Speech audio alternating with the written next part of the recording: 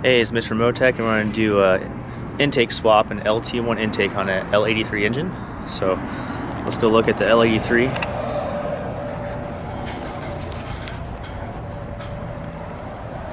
This is a brand new crate engine we got.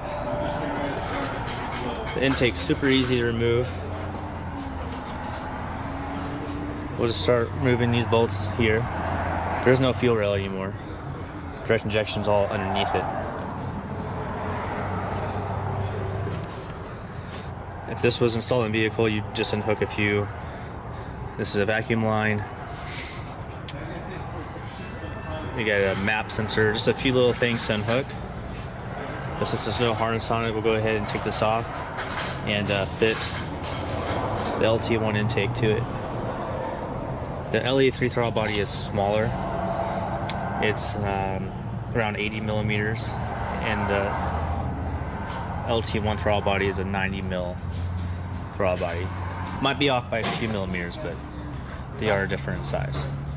So the bolt spacing here is different on the LT1, so you do have to change the throttle bodies, but it is pretty close. But I'll go ahead and get started on this.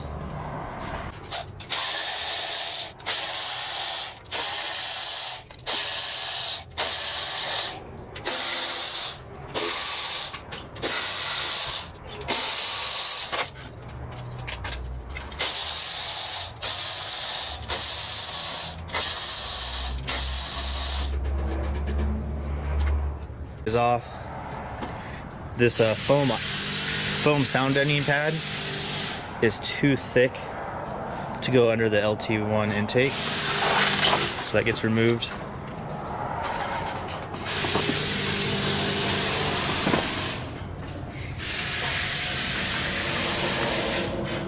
See how clean, spotless this brand new engine is. It's a high pressure mechanical fuel pump. This is I believe a pressure sensor.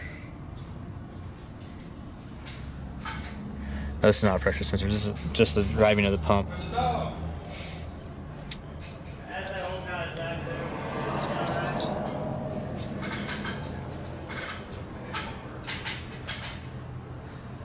This is a high pressure fuel sensor. This is going to be controlling the mechanical fuel pump. This is your injector for bank 2. The connector for that, bank 1.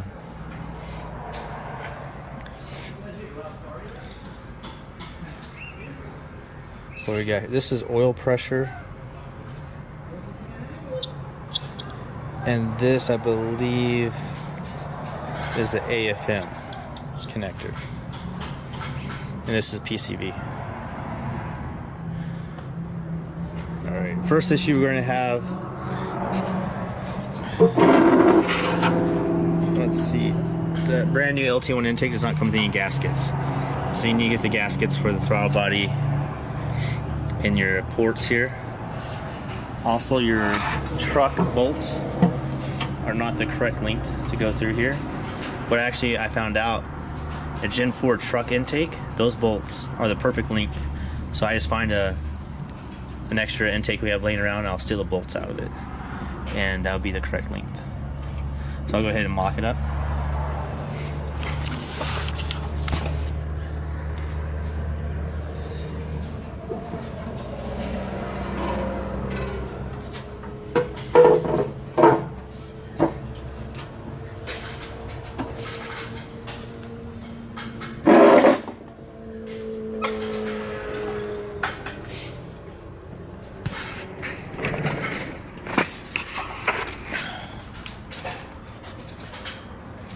Tilt the camera a little bit since the engine's tilted. But what's nice, even though this intake is for a bigger engine, the intake ports are the same. So it'll fit perfectly.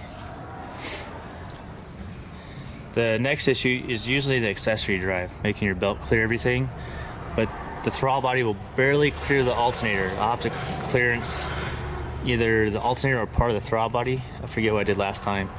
But wherever makes a little bit of contact, I just use a Dremel tool and just take away a little bit of metal, probably like 1/16 or an 1/8 of an inch, not too much. And the throttle body will clear the alternator. And with our power steering pump, we just route the belt differently. We just use a different belt part number, and it'll run underneath the throttle body, plenty of space. Alright, so now I'll go and scrounge up some bolts and gaskets.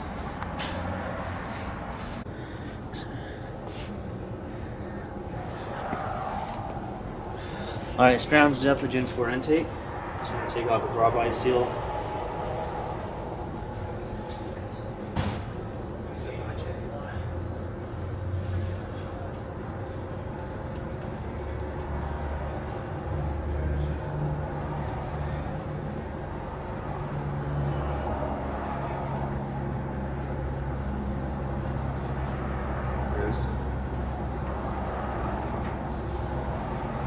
The last one fit, this one doesn't fit.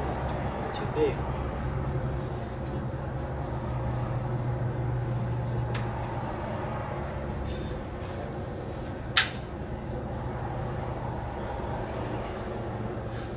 Here. That's all right.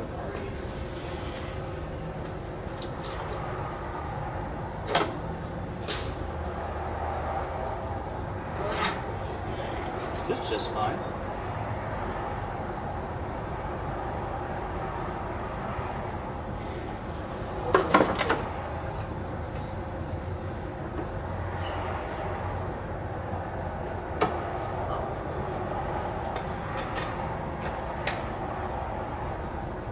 Looks like this gasket does not fit. I'm not sure with the last one why it did.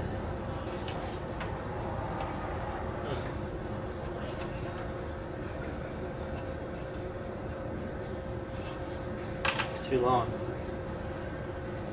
Well, I'll go ahead and pull the bolts out.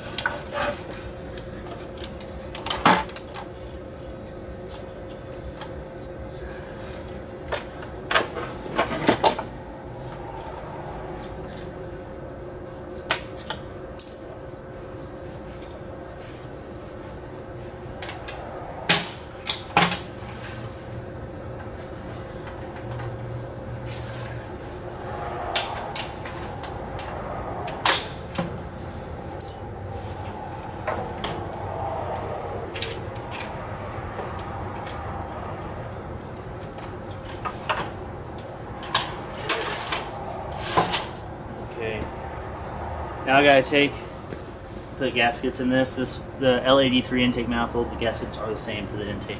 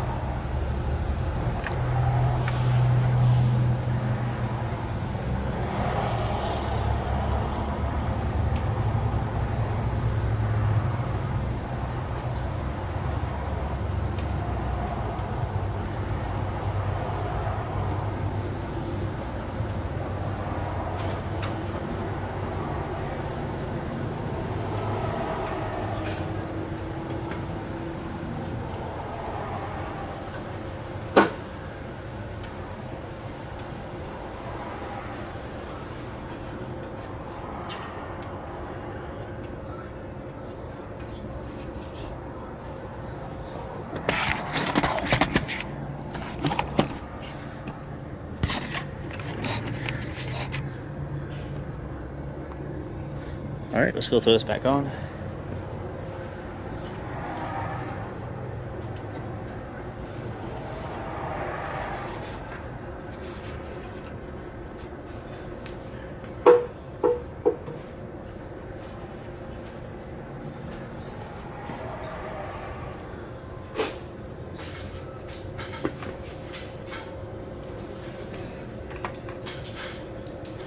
And our bolts, these have 8 mil heads on instead of 10 mils.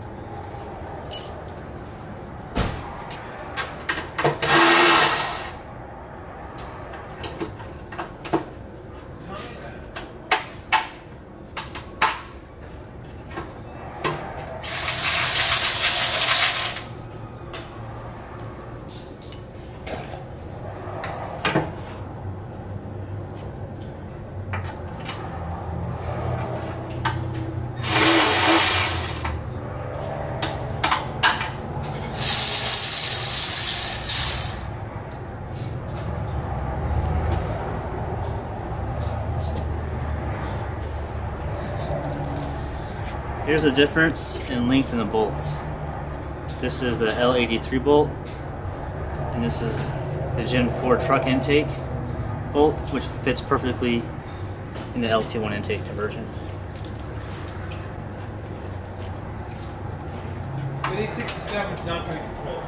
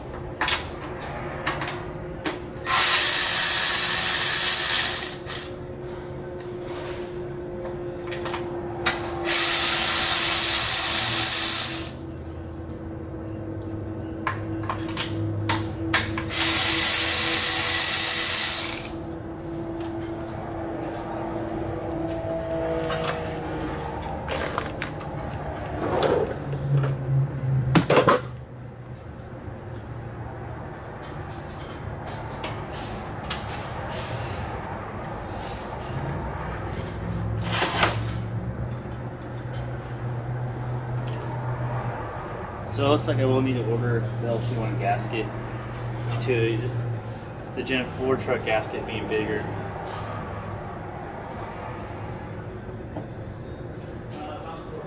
Just slightly bigger, but the throttle body will bolt up.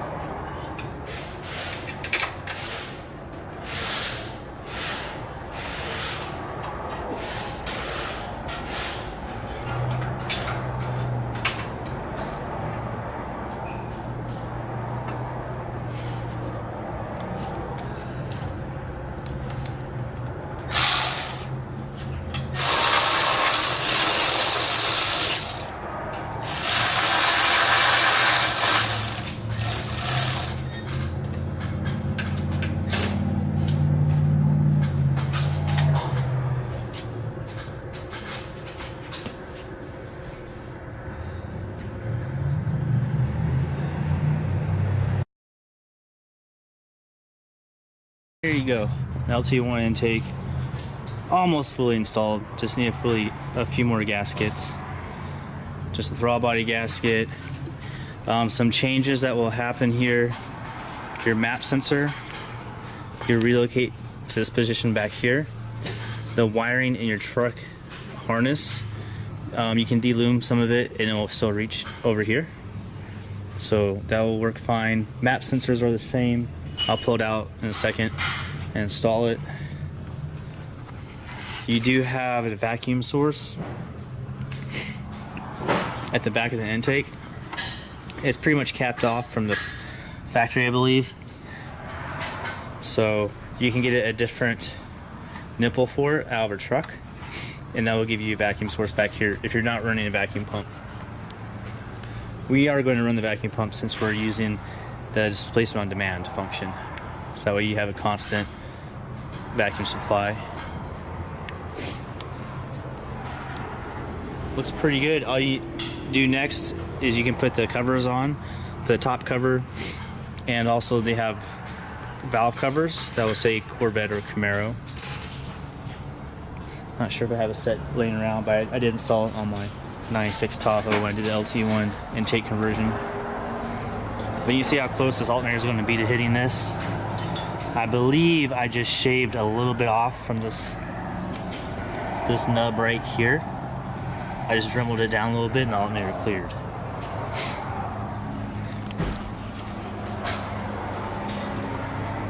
This is pretty sweet. And we'll be installing this engine soon in a Jeep. A very special Jeep. Quick little update. Actually, the L83 intake gasket will fit. You just stretch it a little bit. I believe this is a different part number. The LT1 seal is just in between the Gen 4 and the Gen 5 5.3. But yeah, I was able to easily insert this L83 gasket in here. One detail I forgot is you do have to relocate your purge over here. It was on this side of the intake. It goes to this side. So this wiring, there's just two wires you'll have to extend and run your evap line on the other side. This will still use a factory line. This is your PCB system. And we got the map sensor installed there.